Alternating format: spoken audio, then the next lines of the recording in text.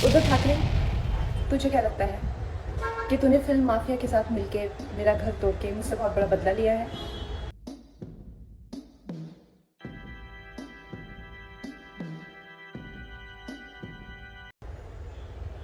उद्धव ठाकरे, तुझे क्या लगता है कि तूने फिल्म माफिया के साथ मिलके मेरा घर तोड़ के मुझसे बहुत बड़ा बदला लिया है?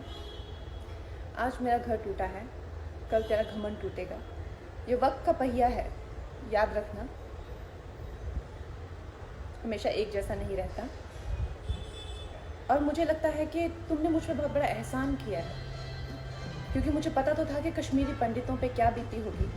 आज मैंने महसूस किया है, और आज मैं इस देश को वचन देती हूँ, देशवासियों को जगाऊंगी, क्योंकि मुझे पता था हमारे साथ होगा तो होगा, लेकिन मेरे साथ हुआ है, इसका कोई मतलब है, इसके कोई मायने हैं। और उद्धव ठाकरे, ये जो क्रूरता और ये जो आतंक है, अच्छा हुआ ये मेरे साथ हुआ, क्योंकि इसके कुछ मायने हैं। जय हिंद, जय महाराष्ट्र।